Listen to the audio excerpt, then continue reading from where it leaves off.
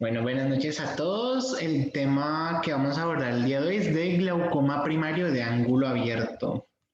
Entonces, como definición general de glaucoma, es una neuropatía óptica progresiva con una excavación característica de la papila óptica y un déficit visual correspondiente y una pérdida gradual de células ganglionares retinianas y sus axones. Y en este contexto, la presión intraocular es el único factor de riesgo con el que se puede modificar.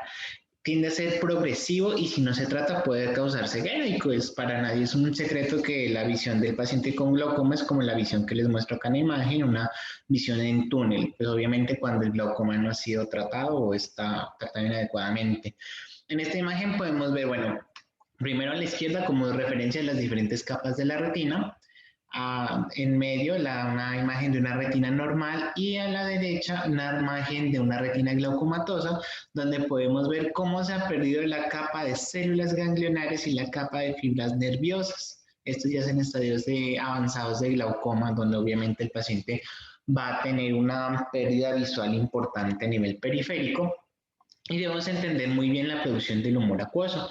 Este se produce en el cuerpo ciliar, donde hay una filtración de líquido rico en proteínas proveniente de los capilares fenestrados y la filtración se va a dar hacia el estroma de los procesos ciliares. Esto es facilitado por medio del transporte activo de solutos que van a generar un gradiente osmótico, permitiendo un flujo pasivo también de agua hacia la cámara posterior. Hay que tener en cuenta que esta secreción, como estamos hablando inicialmente ya desde un origen vascular, va a estar sujeta a la influencia del sistema nervioso simpático, siendo que los receptores betados que estimulan la secreción y los alfados que la inhiben. Por estos dos dianas son objetivos farmacológicos en el momento de la formulación de antiglaucomatosos. Y también hay participación de la anhidrasa carbónica. La anhidrasa carbónica, bioquímicamente hablando, cataliza la reacción de dióxido de carbono y agua convirtiendo en protones y bicarbonato. Estos van a permitir que se dé el intercambio de sodio y por ejemplo también de cloro para que se genere el gradiente osmótico que les mencioné previamente y también hay el flujo de agua. Entonces, también pasamos a hablar de la malla trabecular, que como podemos ver en esa microscopía electrónica de barrido, es una estructura similar a un colador, situada en el ángulo de la cámara anterior donde va a salir el 90% del humor acuoso y pasamos a ver esta imagen que tiene varios componentes. Primero, la malla trabecular se divide en tres partes, la malla uveal, la malla esclerocorneal y la yuxtacanalicular. La malla uveal, que en este caso está señalado con la convención A, es la parte más interna de la malla trabecular, tiene células endoteliales del estroma del iris y del cuerpo ciliar y como podemos ver tiene unos espacios intertrabeculares grandes con poca resistencia al paso del humor acuoso. Pasamos al punto B, que es la malla esclerocorneal, que es una porción más gruesa y capaz de tejido conectivo y tiene espacios intertrabeculares más pequeños, por lo tanto van a ofrecer más resistencia al paso del humor acuoso y debemos tener en cuenta que a pesar de que no está la convención entre el punto B y el punto D, que sería la malla yuxtacanalicular o también se conoce como cribiforme, que es la parte más externa y comunica con el endotelio del canal de Schlemm, que, que está como la letra D.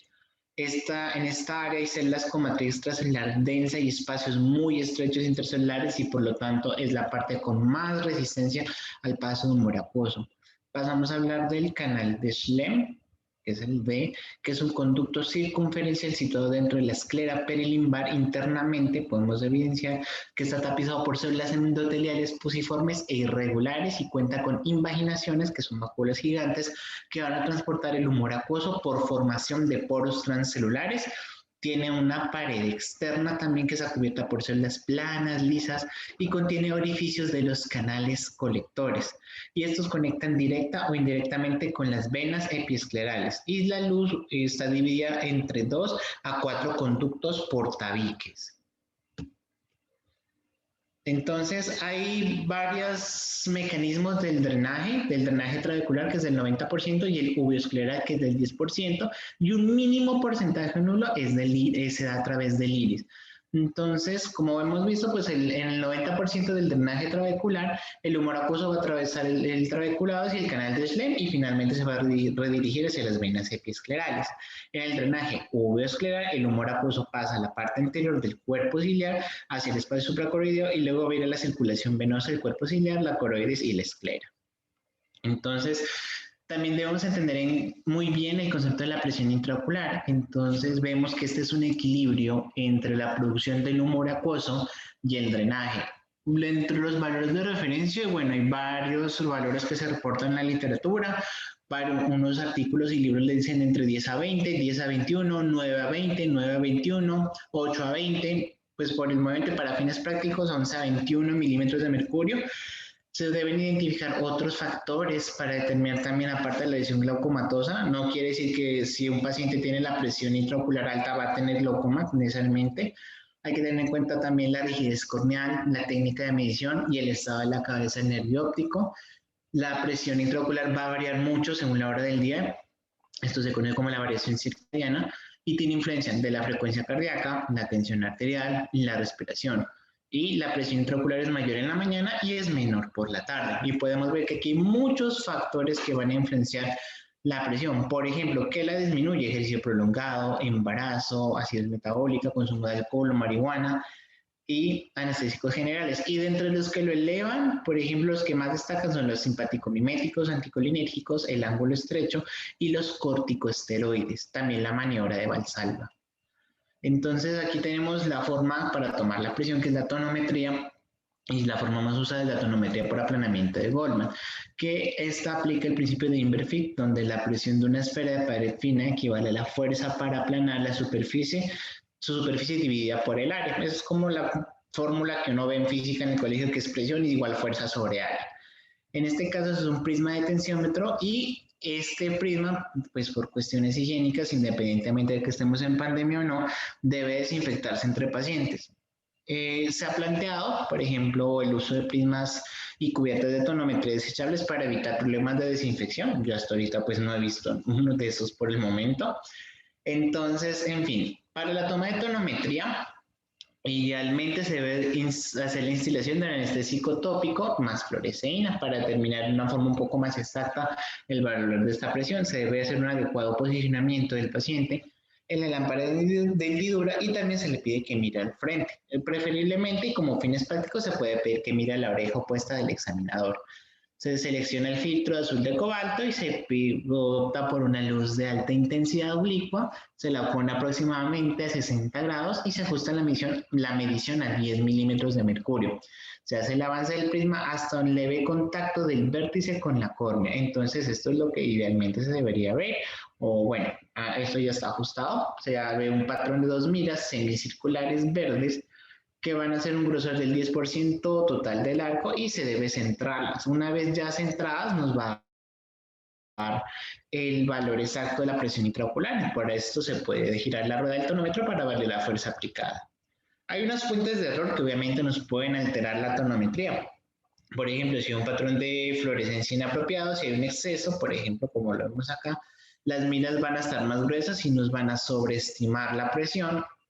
O también si hay pocas, donde las miras finas van a dar un apio que es menor.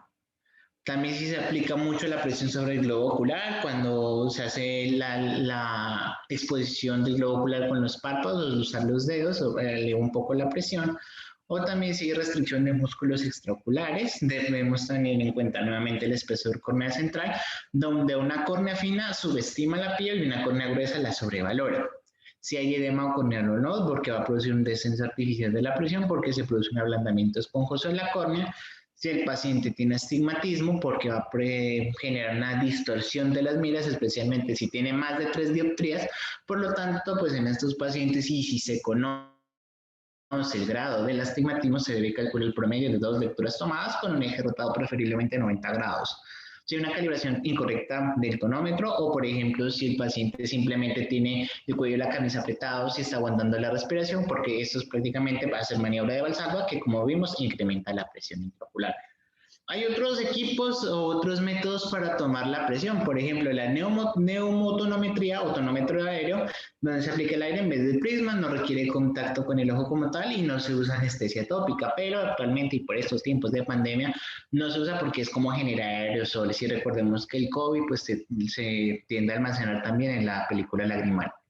Está el tonómetro portátil que se conoce como de Perkins, donde se usa mucho en paciente pues encamado o anestesiado y se usa el prisma de Goldman también.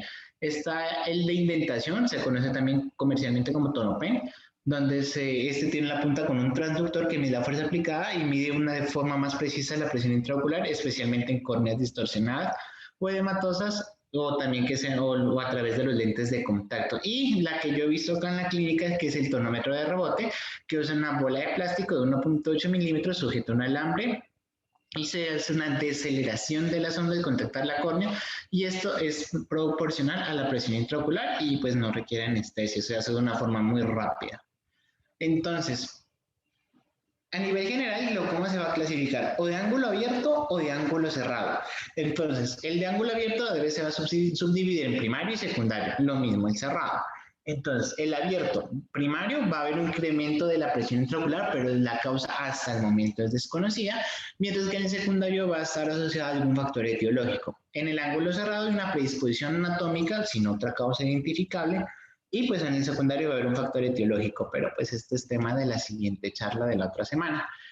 Y esto es por decir algo de las causas del secundario, que se dividen en pretrabecular, trabecular y postrabecular, donde en el pretrabecular hay obstrucción de la membrana que cubre la malla trabecular y, por ejemplo, esto da mucho glaucoma neovascular, proliferación membranosa de células endoteliales o de células epiteliales. En el trabecular, donde hay una obstrucción como tal en la malla trabecular, más cambios degenerativos secundarios, por ejemplo, en glaucomas pigmentarios, hemolítico, de células fantasmas, facolítico, uveitis hipertensiva. En el postrabecular, donde el drenaje del humor acuoso se ve dificultado por una elevación de la presión venosa central, ejemplo en fístulas carotido-cavernosas, u obstrucción de vena cava superior o síndrome de Sturge-Weber. En cuanto a la epidemiología, entonces el glaucoma es la segunda causa de ceguera en el mundo y es la principal causa de ceguera a nivel irreversible. También es la principal causa de ceguera en afrodescendientes y es la causa más común, por decir algo, de ceguera en población también de ascendencia europea o africana. El glaucoma de ángulo cerrado es más común en población asiática. Y independientemente, bueno, de ambos tipos de glaucoma, si no se detectan a tiempo, pues obviamente van a generar una disminución en la calidad de vida. Y los pacientes, cuando se dan cuenta, por decir algo, ya están en estadios muy avanzados. Y, por ejemplo, este artículo de UpToDate nos decía mucho que hay varios pacientes que son más propensos a generar caídas, generar accidentes de tránsito porque simplemente no tienen buena visión periférica y no se han examinado adecuadamente. Aquí podemos ver, por ejemplo, cómo se distribuye la epidemiología en varios estudios en población europea, africana, hispana, en el sur de Asia y en chinos, y también todos los factores o elementos que destacan. Por ejemplo, en europeos suele ser más común casos de glaucoma a partir de los 50 años, mientras que el resto de población analizada suele ser más común a partir de los 40 años, y la prevalencia sí varía un poco en la población. Destacamos a la población africana, que es del 4.2%, mientras que en la población de hispana, sur de Asia y europeos son entre 2,1 a 2,6%, y en los chinos sí es un poquito menor, de 1.5%. Y vemos que también en africano destaca mucho la prevalencia de glaucoma de ángulo abierto. Aquí, por ejemplo, vemos según la edad y los diferentes grupos étnicos, destaca también nuevamente los pacientes de ascendencia africana, pero también vemos en general que a mayor edad también pues se presenta más prevalencia de glaucoma independientemente del grupo étnico. También aquí destacas una comparación, pero esta vez en población más asiática con relación a los europeos, comparan China, Japón e India, donde destaca la población china curiosamente, y basamos algo más local en Colombia. Entonces vemos que en Colombia son más las mujeres que reportan más casos de glaucoma en relación a los hombres, y por grupos de edad vemos que nuevamente se cumple la regla que a mayor edad más casos de glaucoma, más prevalencia de glaucoma. Entonces, con la fisiopatología hay cambios en las vías de drenaje trabecular y uveoscleral debido a mayor depósito de matriz extracelular. Y eso va a generar también poco a poco cierto tipo de desgaste en la malla trabecular. Aparte de eso, va a haber una disminución de la celularidad en la malla trabecular. Y por el momento no se conocen mecanismos celulares y moleculares que subyacen a degeneración axónica de nervio óptico y la muerte de células ganglionarias retinianas. De hecho, se han planteado una serie de hipótesis donde pues se idealiza o se informa cómo puede estar pasando el daño axónico y el daño de las células ganglionarias. Hay que tener en cuenta también que en el glaucoma primario de ángulo abierto y el corticoideo no hay alteraciones estructurales como tal que vayan a explicar una resistencia al drenaje, mientras que en el glaucoma secundario de ángulo abierto, como les expliqué previamente, pues sí hay elementos identificables. Entonces, hay una teoría que es la teoría biomecánica, donde el incremento de la presión intraocular va a producir una deformación de la lámina cribosa y por lo tanto el soporte glial del nervio óptico. Va a generar la presión intraocular incrementada, va a generar un arqueamiento, estiramiento y compresión de las placas laminares dentro de la lámina cribosa y esto va a generar una elongación de poros. Por lo tanto, posteriormente se desarrolla una compresión de las fibras nerviosas y esto genera una éstasis del flujo axoplasmático que genera muerte de las células ganglionarias retinianas y la neuropatía óptica glaucomatosa. También puede haber hemorragias discales y daño en el campo visual. Se plantea también la influencia de la presión intracraneal y esto se le va a ver por decirlo, se le resta la presión de la presión intraocular contra la presión intracraneal y esto se conoce como diferencia de presión tras lámina cribosa, donde esta diferencia, tal y como se expresa en la fórmula K, si se incrementa la PIO, pues se incrementa la presión tras lámina cribosa, por lo tanto, pues también se genera más daño, o en su defecto, si disminuye la presión intracraneal, también puede asociarse a estos daños. Tenemos la teoría vascular, donde incrementos de la presión intravascular van a generar isquemia intraneural y por lo tanto también menor perfusión de la cabeza del nervio óptico. Entonces hay que tener en cuenta que la presión de perfusión capilar intraneural, en el caso del nervio óptico, va a estar regulada por la tensión arterial y la PIO. Entonces, por lo tanto, si vemos, siguiendo matemáticamente la fórmula y se incrementa la PIO, pues va a haber menor presión de perfusión en el nervio óptico. Entonces, entre menos tensión arterial igualmente o más PIO, se disminuye esta presión en el nervio óptico y, por ejemplo, en el caso de glaucomas donde haya fluctuaciones de la PIO, se va a inducir a unas lesiones por reperfusión por su naturaleza repetitiva, lo cual es un poco más caótico que en el caso de que se mantengan presiones elevadas constantes porque se van a generar de alguna forma cambios adaptativos. Tenemos la teoría neuroquímica, la cual dice que la perfusión ocular inestable y el suministro de oxígeno y la autorregulación disfuncional van a generar estrés oxidativo, por lo tanto generación de especies reactivas de oxígeno, que estas inducen inflamación de la malla trabecular, aumento de la resistencia del flujo de salida y por lo tanto, como ya se ha visto antes, el estrés oxidativo pues genera disfunción mitocondrial, en este caso van a estar afectadas las células ganglionarias retinianas y se genera un desequilibrio entre la producción y la desintoxicación de especies reactivas de oxígeno. Va a haber un colapso mitocondrial y por lo tanto una muerte celular y hay también activación inmunoespecífica antigénica por especies reactivas de oxígeno y una ruptura de la barrera hematoretiniana, activando proteasas celulares y también muerte neuronal. Y esta es una de las nuevas teorías que se proponen, que es la teoría linfática. Entonces hay que tener en cuenta que el sistema nervioso como tal no tiene linfa. Entonces no hay una forma como tal de eliminar estos desechos, excepto que sí ha desarrollado un mecanismo distinto, pero funciona de la misma manera que el linfático, que es la teoría, que es el sistema linfático. Es prácticamente el sistema linfático aplicado al sistema nervioso. Entonces, ¿qué es lo que se plantea esta teoría? Primero, que la retina comparte similitudes embriológicas con el cerebro. Y se plantea que los vasos retinianos centrales tengan espacios paravasculares, algo parecido como a la vasa vasorum. Entonces, cuando sucede el glaucoma, y ya vimos que hay alteraciones de la lámina cribosa, se plantea que hay una obstrucción del flujo linfático. Por lo tanto, no hay una eliminación de los neurotóxicos y por lo tanto se genera también de una forma alterna daño o neurotoxicidad, pero esta vía aún está en investigación. Tenemos también la propuesta del gen de la miocilina. Se ha asociado por lo menos en un 4% de los casos que pacientes con glaucomas de ángulo abierto tienen mutaciones en el gen de la miocilina y que es un patrón de herencia autosómico dominante y se ha visto que es pacientes que tienen este gen alterado inician glaucoma entre los 3 años a los 40 años de edad. Se ha visto también que estas alteraciones generan presiones intraoculares de más de 40 milímetros de mercurio, pero se desconoce por el momento la función precisa de la miocilina y su rol regulador en la presión intraocular. Entonces, una síntesis, por ejemplo, de todo lo que vimos previamente y cómo se ve afectado las células ganglionarias retinianas también Y vale destacar también este esquema donde, por ejemplo, ponen cómo también los corticosteroides van a contribuir a que se altere también la presión intraocular, por ejemplo, depositando una mayor contenido de extracelular en citoesqueleto alterado, disminución de la fagocitosis, generando una disfunción en la malla trabecular y pues por lo tanto hay aumento de la resistencia al drenaje, incrementa la piel y se genera la neuropatía óptica glaucomatosa. ¿Qué factores de riesgo tenemos para este glaucoma? Primero, la edad. En este caso, pues más frecuente mayores de 55 años, pero ya vimos en los diferentes estudios que se han hecho en poblaciones que es un poquito variable de acuerdo a la región y a la raza. En la raza ya nos quedó más que claro que los afrodescendientes tienen más riesgo de desarrollar glaucoma y también la población latina, pero esta es un poco más baja en relación a los afrodescendientes. Hay que tener en cuenta también los antecedentes familiares, sea hermanos o padres afectados, o también sea lo que se planteaba con el gen de la miocilina, si hay herencia de rasgos mendelianos dominantes o recesivos. Si pacientes que tengan enfermedades metabólicas, especialmente diabetes mellitus e hipertensión arterial, tienen mayor riesgo. Si el paciente en sí debuta o hace episodios de presiones intraoculares elevadas, ya que poco a poco generan daño en el nervio óptico, y ya vimos todo lo que desencadena esto.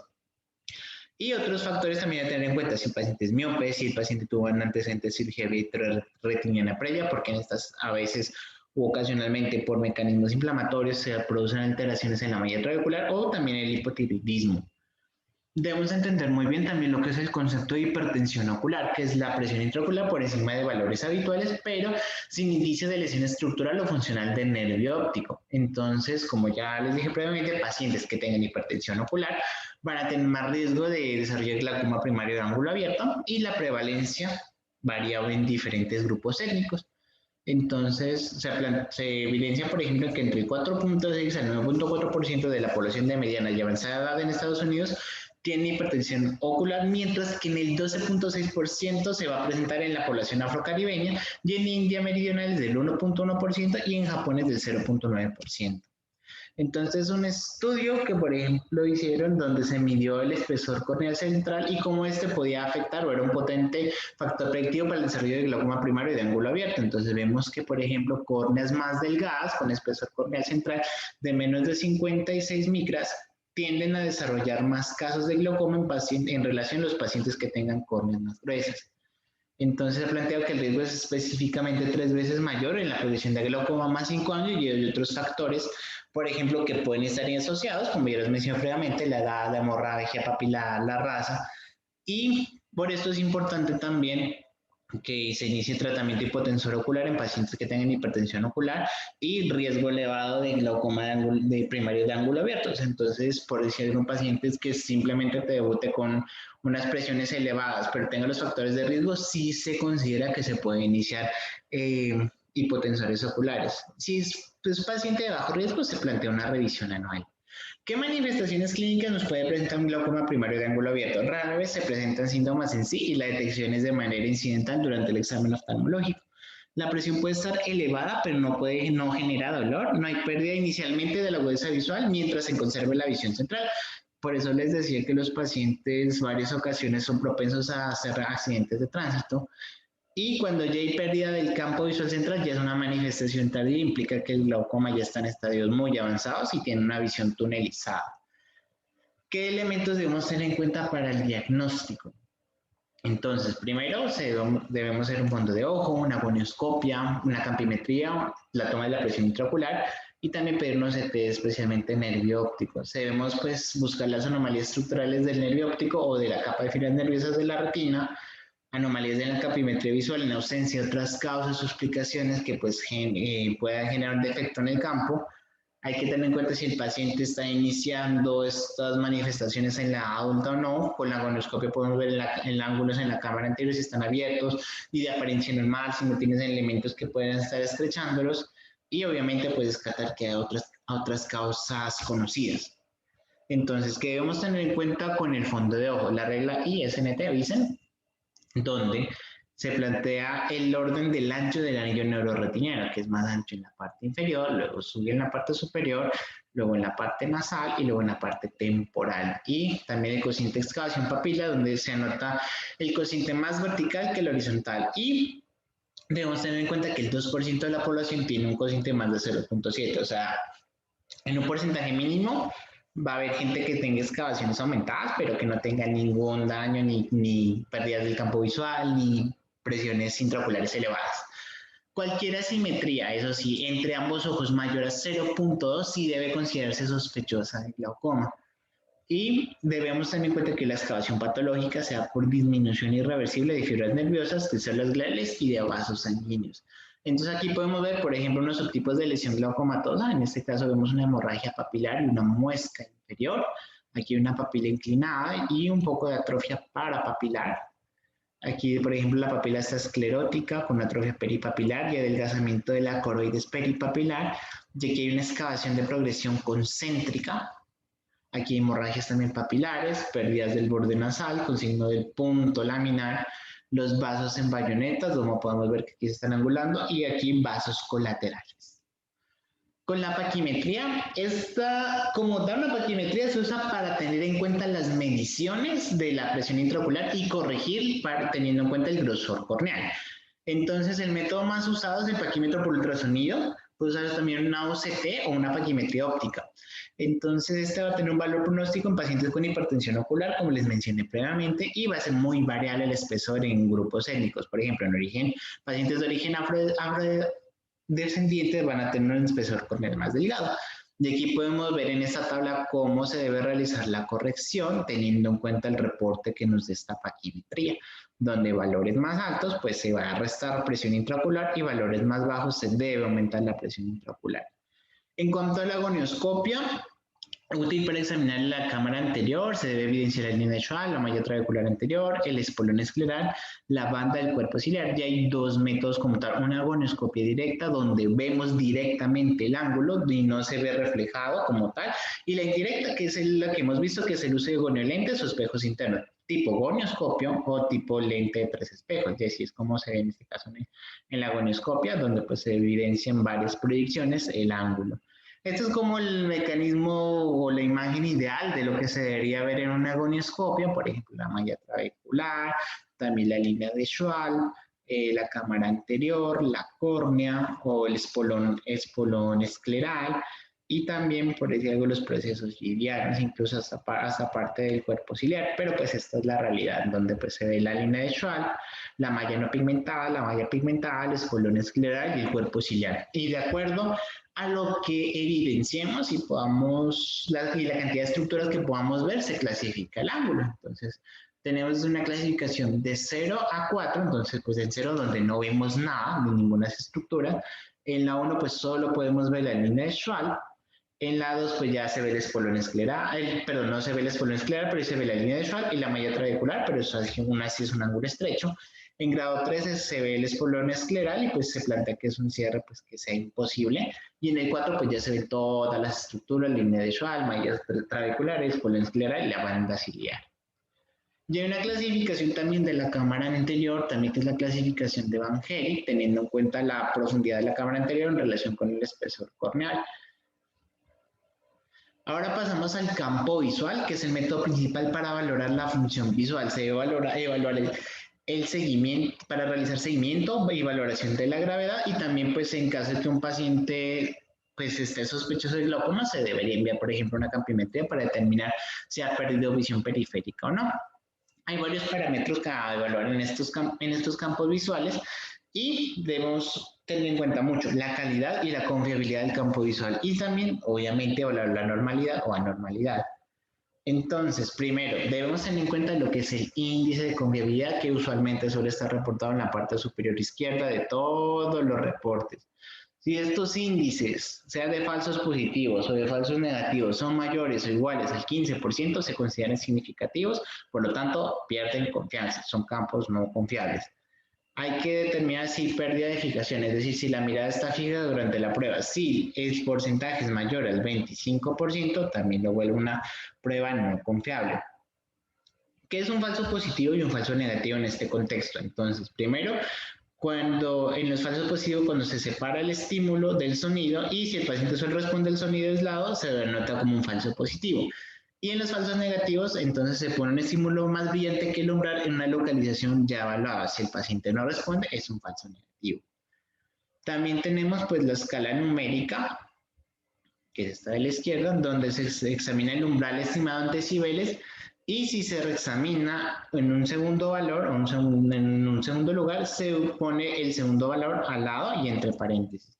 Y tenemos la escala de grises, que es una forma gráfica de la escala numérica que nos reporta descensos de sensibilidad que van a estar graficados en tonos más oscuros. Es normal que siempre se reporte pues, la mancha ciega porque pues, es una zona donde no se van a evidenciar este tipo de estímulos. Y pues el área más oscura en el campo temporal debajo del eje horizontal. Cada cambio de tono equivale a un cambio de sensibilidad en 5 decibeles en esa localización. Hay que tener en cuenta también el mapa de desviación total, que es la diferencia entre el umbral obtenido y la sensibilidad normal en dicho punto para la población general según la edad. Y la desviación en patrón, que deriva también de la desviación total, que son valores ajustados a cualquier descenso generalizado, por ejemplo, la opacidad del cristalino, y demuestra también defectos localizados. Tenemos también los gráficos de probabilidad, donde pues se derivan tanto de la desviación total y de la desviación patrón, y representan un porcentaje, en este caso entre menos 0, entre 5 por menos de 5% a menos de 0.5% de la población normal, en que debería esperarse ese defecto medido, y pues como podemos ver, tienen la respectiva convención que va a estar graficada en medio de estos dos esquemas, por decirlo así.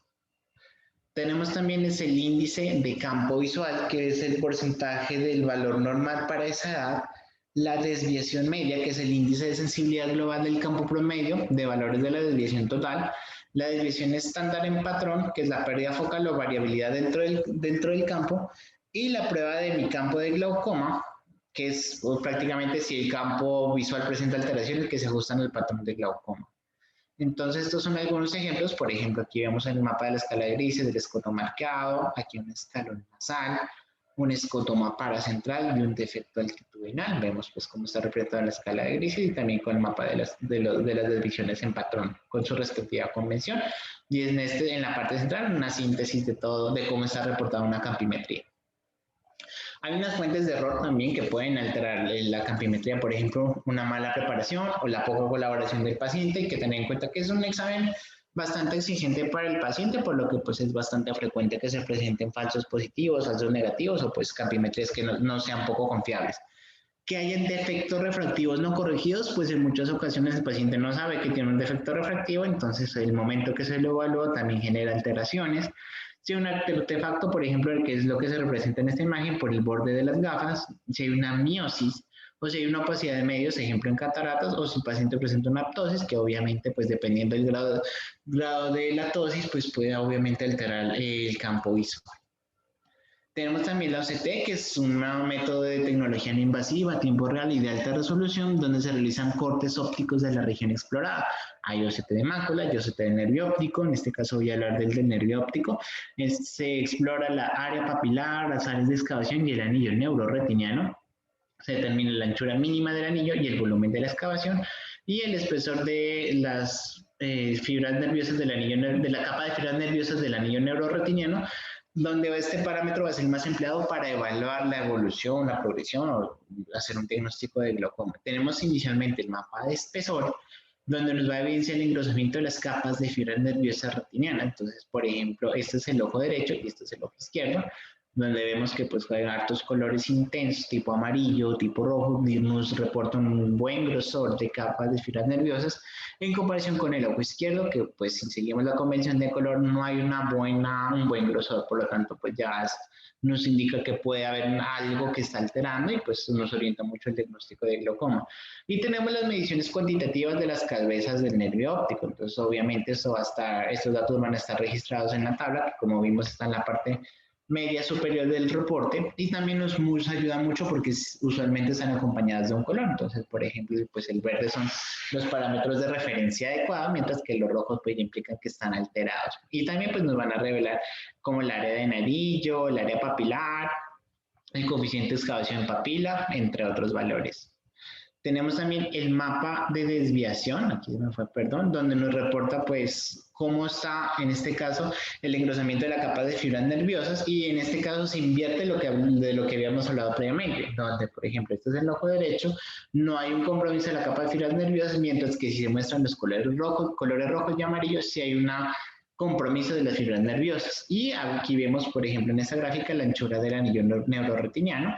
En el caso del ojo derecho, que es el ojo no afectado, muestra como unos valores normales, mientras que en el ojo izquierdo sí hay unas fluctuaciones y vemos que está mucho más inferior en comparación al ojo derecho.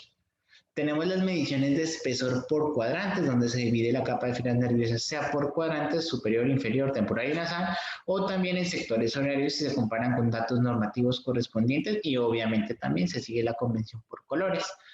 Y también se puede graficar esto de una manera pues un poco más clara y un poco más numérica, donde se tiene en cuenta también la convención por color y se señala también a qué capa corresponde a qué ojo. En este caso, como siguiendo el mismo ejemplo, el ojo derecho, pues el ojo relativamente sano, donde vemos que los grosores están dentro de parámetros de referencia, mientras que las capas en el ojo izquierdo ya subyacen, por decir algo, ya tocan los tonos amarillo y rojo, que pues ya nos implica que este paciente pues ya tiene una alteración de las capas finas nerviosas y pues es un diagnóstico de glaucoma. Hay que tener en cuenta también, y esta es una tabla de la guía práctica clínica de glaucoma de ángulo abierto, pero en este caso es una guía española, donde nos dicen como la frecuencia de seguimiento para las personas sospechosas de glaucoma o que tengan hipertensión ocular. Por ejemplo, se hace un seguimiento de cómo encontramos la presión intraocular, el examen de el fondo, la lámpara de hendidura, la campimetría y la agonoscopia, cada cuánto se debería realizar este seguimiento. Por ejemplo, si tiene hipertensión ocular o la sospecha de bajo riesgo y de bajo riesgo de progresión y una PIOP fuera de metas, por decirlo así, se hace el seguimiento de la presión intraocular de 2 a 24 meses en todos los parámetros que les mencioné previamente. Si tiene un glaucoma incipiente, es un seguimiento más estricto de 6 meses. Si ya hay un glaucoma moderado o un glaucoma más avanzado, ya se disminuye el periodo de seguimiento. Este también es un algoritmo, donde en resumen por lo menos lo que vamos hasta esta parte del diagnóstico y seguimiento del glaucoma de ángulo abierto. Entonces, si nuestro paciente llegó a la valoración, le encontramos una presión de más de 21, por ejemplo, que es lo que manejan allá, pero encontramos la cabeza normal del nervio óptico, el campo visual, hacerse un diagnóstico de hipertensión ocular y se hace el seguimiento como les mostré en la tabla anterior. Si encontramos una presión intraocular, bueno, independientemente del valor, pero tenemos una cabeza sospechosa, que yo ya les dije previamente cómo eran los criterios de sospecha, y tenemos un campo visual normal o incierto, podemos sospechar que este paciente puede estar con un glaucoma crónico de ángulo abierto, y hay que determinar en un siguiente control si se eleva la presión intraocular o no. Si la PIO está normal, seguimos con monitorización, solicitando los exámenes que les mencioné previamente, y dependiendo pues cómo estén, podemos adoptar las medidas que correspondan. Por ejemplo, si ya hay daño en la cabeza del nervio óptico, si estamos hablando de papilas muy grandes o super excavadas y con defectos del campo visual, ya se hace el diagnóstico de glaucoma crónico de ángulo abierto. Y si tenemos una presión, bueno, independientemente del valor, con una cabeza del nervio óptico normal o sospechosa o un defecto, pues debe de identificar los factores de riesgo del paciente también y los diferentes patrones de herencia o todo el contexto del paciente para determinar si realmente hacemos seguimiento, si se inicia tratamiento o podemos citar un siguiente control. ¿Qué tratamiento médico se ofrece para el glaucoma? Entonces, primero, el objetivo de este es preservar la función visual, reducir la presión intraocular para prevenir más daño. E ideal es escoger un régimen con menos efectos adversos y menos interrupciones en la vida del paciente. Entonces, la eficacia del tratamiento se va a medir con el efecto de la presión intraocular. Hay dos grupos de fármacos que van a colaborarnos con este contexto. Entonces, tenemos los que suprimen la producción del humor acuoso, que son los beta bloqueadores, los agonistas alfa-2 adrenérgicos y los inhibidores de la anhidrasa carbónica. Y los que incrementan el drenaje del humor acuoso, que son los análogos de prostaglandina, también los agonistas alfa-2 adrenérgicos, que podemos ver, pues estos hacen doble función, y los agonistas colinérgicos. Entonces, dentro de los beta bloqueadores, pues el que más hemos escuchado es el timolol, pero también es el cartolol, el bubonol, metipranolol. Entonces, pues el más conocido y el más usado es el timolol, y dentro de sus efectos adversos está la irritación ocular, la sequedad ocular, y está contraindicado en pacientes que tengan bradicardia, asma, o EPOC, porque pues producen broncoconstricción y pues generan también cuadros de dificultad respiratoria. En los agonistas adrenérgicos alfa-2 tenemos la praclonidina y la brimonidina, que también, bueno, prácticamente todos los antiglaucomatosos van a producir ojo seco, pero también van a producir en este caso los agonistas efectos sobre el sistema nervioso central. Pueden haber pues, casos de paro respiratorio en niños pequeños y se debe usar mucho en pacientes con insuficiencia cerebral o coronaria, un fenómeno de Raynaud, hipotensión postural o en pacientes con insuficiencia hepática o renal. De los más destacados en las presentaciones tenemos el primoftal y el primolol, que pues, está combinado con el timolol. Tenemos los inhibidores de la anhidrasa carbónica, que son la dorzolamida, la brinzolamida, la cetazolamida y metazolamida. Debemos tener en cuenta que las formas orales pues, pueden causar miopía transitoria, náuseas, diarrea, pérdida del apetito. Y tenemos varias combinaciones también, que es el dorsolol, que es la dorzolamida con timolol, el Segres, que es la dorzolamida con brimonidina más timolol, dorzolam, que es la dorzolamida sola, glaucotensil o dortim, que es la dorzolamida también con timolol.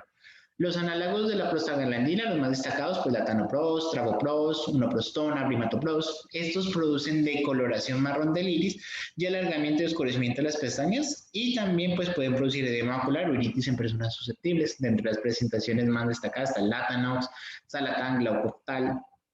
Y tenemos los agonistas colinérgicos, pero estos antes eran muy usados hasta que llegaron los otros.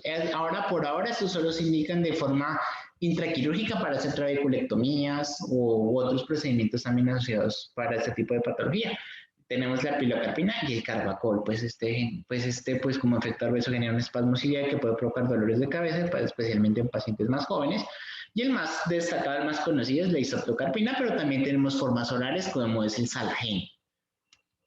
Entonces, esta es la monoterapia farmacológica, por decir algo, es un esquema, que una sugerencia, una proposición que nos hace pues la guía española, que por ejemplo se empiece con análogo de prostaglandinas, pues hay que evaluar obviamente si el paciente no tiene contraindicaciones o si una vez formulado el paciente no ha desarrollado los efectos adversos que les mencioné previamente. Y si no es efectivo o está contraindicado o tiene efectos secundarios, se puede optar como los beta-bloqueadores como segunda elección, y nuevamente se hace la valoración que les expliqué previamente, y si no, se opta por los agonistas alfa-2 selectivos o inhibidores de la anhidrasa carbónica, aunque obviamente pues dependiendo del estado del paciente o no, se puede optar de una vez por una combinación de antiglaucomatoso, sea doble o sea triple. Entonces, esto es como una esquema también donde nos resume, bueno, cuándo se puede usar uno o cuándo se puede usar dos medicamentos. Por ejemplo, si tenemos una buena respuesta hipotensora y una buena tolerabilidad, continuamos monitorizando periódicamente al paciente. Si tenemos una respuesta hipotensora buena, pero una mala tolerabilidad, si el paciente desarrolla ojos secos y desarrolla esos efectos adversos que generen que haya una no adherencia al tratamiento, se cambia la familia del fármaco y volvemos a evaluar la presión intraocular. Si hay una buena respuesta hipotensora, pero la presión intraocular, digamos que no logra llegar a las metas, por decirlo así, si nuestro paciente manejaba 30, le pusimos un antiglaucomatoso, pero logra bajar como hasta 25, nos dice, bueno, bajó 5 milímetros de mercurio, pero no es que haya bajado lo suficiente. Aquí en este contexto se puede añadir otro fármaco y nuevamente se puede volver a evaluar la presión intraocular, tolerabilidad y cosas por el estilo. Ahora, el escenario 4. Si no hay respuesta hipotensora y mala tolerabilidad, cambiamos definitivamente la familia del fármaco y se hace el seguimiento respectivo. Si definitivamente ya hicimos eso, se hizo otro fármaco, incluso se hicieron hasta 3 fármacos, y definitivamente no hubo buena respuesta hipotensora o el paciente en su defecto empeora, ya se opta por los manejos quirúrgicos. Entonces, el manejo parecía algo, este no es considerado como manejo quirúrgico, pero sí es un poco invasivo, por decirlo así. Es la trabeculoplastia láser. Entonces, en este el objetivo es incrementar el flujo de salida del humor acuoso para ayudar a mejorar el drenaje. Este es un procedimiento que se hace de forma ambulatoria en el consultorio y hay varias formas de realizarlo. Entonces, se puede usar con láser de argón o también por trabeculoplastia selectiva. Independientemente pues del tipo de láser, lo ideal es que una vez ya pues se plantee esta terapia, pues se debe hacer el respectivo seguimiento, a ver cómo ha evolucionado nuestro paciente, también teniendo en cuenta pues los efectos secundarios que se puedan generar con los medicamentos y obviamente seguir al paciente siguiendo todo lo que les mencioné previamente. Entonces, hay que tener en cuenta que un láser de bajo nivel pues puede afectar el tejido pigmentado seleccionado y en algunos casos se prefiere lo que se conoce como la trabeculoplastia selectiva, que es de uso fácil y tiene menores efectos adversos. Y aquí hay un video donde se explica brevemente cómo funciona esta trabeculoplastia láser. Lo voy a adelantar un poco.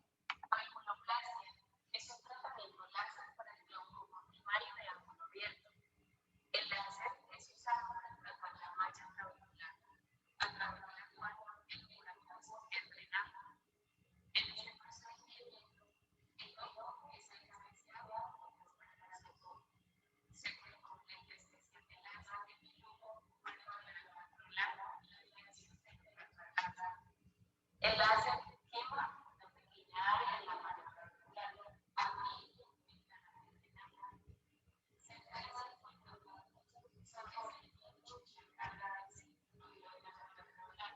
son tratados en una terapia. El procedimiento original de trianguloplastia láser aplica un láser de arco de 514 nanometros de oro en la planta de la mano en un solo tratamiento. Aunque un segundo tratamiento puede realizarse en la orbital, el procedimiento generalmente no es efectivo, ya que causa una cicatrización evidente de la orbital. Bueno, vamos a dejarlo hasta allí por el momento. Y una vez ya se ha hecho este procedimiento y una vez se le ha realizado el seguimiento al paciente y aún así no se ha podido controlar la presión, de una vez se puede optar por procedimientos quirúrgicos. Y hay una indicación especial donde se puede optar directamente por la cirugía si hay una pérdida del campo visual severa. Entonces aquí ya se puede optar ya directamente por los procedimientos quirúrgicos y posteriormente ya una vez el paciente operado se continúa con el tratamiento médico. Entonces, ¿qué procedimientos o qué opciones tenemos? Una trabeculectomía o una trabeculectomía combinada con cirugía de cataratas, esto se conoce como facotrabe, y la implantación de válvulas también, que son válvulas de Hammond o de Bergveld, o también la trabeculotomía como tal. Entonces, como les dije, se puede plantear como la opción de primera línea si el paciente ya está severamente comprometido. En segunda línea, si no hubo respuesta a fármacos o a láser, y hay que tener en cuenta los riesgos que presentan estas cirugías, las de catarata, cicatrización, sobrefiltración, hipotonía e infección. Entonces, hablemos pues del más conocido, que es la trabeculectomía. Entonces, el objetivo de esta es crear una ampolla de filtración. Y pues obviamente esto tiende a veces a fallar porque se presenta formación excesiva de tejido cicatricial. Para evitar esto se opta por el uso de anticicatriciales, sea irradiación beta o antimetabolitos, por ejemplo la mitomicina C. ¿Qué es lo que se realiza usualmente? Entonces, se hace una sutura de tracción, y posteriormente se crea un colgajo de conjuntiva o de tenon en el limbo o en el fornix. Se hace la eliminación del tejido epiescleral y luego se hacen las incisiones para crear un tapete escleral. En este caso están haciendo en forma de rectángulo, pero se puede hacer en forma de triángulo o también de forma trapezoidal. Una vez realizado esto, se hace una incisión del tejido escleral profundo con un trépano y posteriormente se hace la iridectomía periférica y finalmente se procede al cierre de tejidos. Entonces aquí vemos un video bastante, pues, que nos ayuda a entender cómo se hace la trabeculectomía, en este caso es la mitomicina C. Voy a adelantar un poco. Entonces, bueno, una vez se hace la infiltración con anestesia, se procede pues, a realizar el flap conjuntival. Voy a adelantarlo un poco más.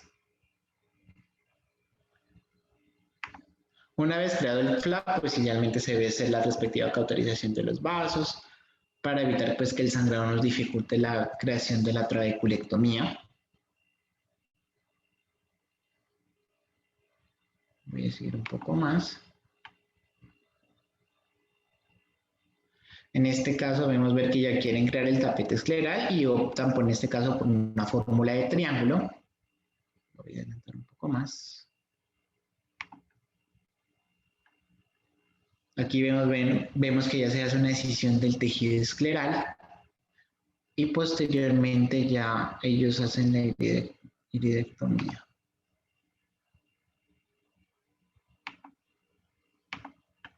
Una vez ya hecha la iridectomía, pues ya se procede a realizar el cierre por planos.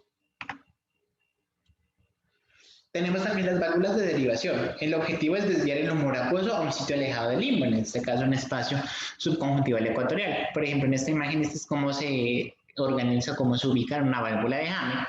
Lo ideal es colocar un tubo en la cámara anterior o en el surco auxiliar o a través de la pars plana. Se usa mucho si hubo una trabeculectomía fallida con antifibróticos, si hay una uveitis activa, si hay un glaucoma neovascular o si hay una conjuntiva inadecuada, que ha sido, por cierto, sometida a varios procedimientos quirúrgicos o traumas. Y está indicada también en pacientes afáquicos o pacientes que usan lentes de contacto porque por decirlo, el microtrauma constante que generan al ponerse lente puede generar una infección de la ampolla en caso que se opte por la trabeculectomía. Entonces, este es un ejemplo de cómo se hace la implantación de la válvula de Hammett como tal.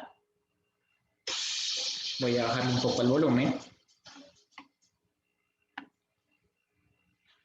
Siempre se usa la ubicación superonasal o superotemporal de la para colocar la válvula.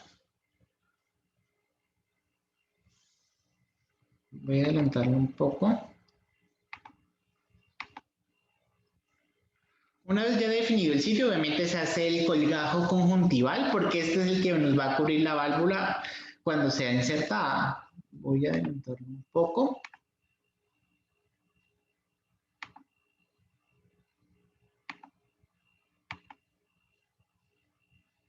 Aquí vemos entonces cómo van a ubicar la válvula de Hammett debajo del colgajo conjuntival, y el objetivo de esto es lograr que solo quede el tubo de esta válvula. Una vez ya ubicada, entonces se crea la conexión entre la esclera hasta la cámara anterior para lograr la conexión de la cámara anterior con el humor acuoso y así poder desviar ese humor acuoso hacia donde yo les dije, hacia un sitio alejado del limbo. En este caso, pues la válvula de Hammett tiende a desviarlo mucho hacia el espacio subconjuntival ecuatorial. Aquí vemos cómo la están reposicionando y vamos a ver ahora cómo crean la conexión a nivel debajo de la esclera para la llegada hacia el humor acuoso debajo de la cámara anterior, y aquí vemos cómo están pasando ya el tubo de la válvula de Hammett. Una vez ya ubicado, ya se hace pues el cierre por planos. ¿Cuál es el seguimiento ideal que se les debe hacer a estos pacientes? Primero, un control, una vez inicia el tratamiento médico, un control de 4 a 8 semanas. Si hay un buen control, se opta por una revisión de 3 a 6 meses. Si no hay respuesta o la respuesta es pequeña, se hace el retiro del medicamento inicial y se aprueba con otro, más o menos los que les sale del esquema previamente. Y si se usan 2 medicamentos distintos, el segundo medicamento debe aplicarse 5 minutos después del primero, aunque pues yo he visto aquí que lo recomienda media hora después del primero. Una campimetría se recomienda cada 6 a 12 meses si la presión intraocular es buena o si hay daño leve o moderado. Una gonioscopia anual en todo paciente que tenga un glaucoma pues ya leve o moderado, y hay que tener en cuenta pues que la cámara anterior tiende a estrecharse con la edad, y un examen de papila óptica en cada control. Muchas gracias, y eso es lo que les tenía para mostrar el día de hoy.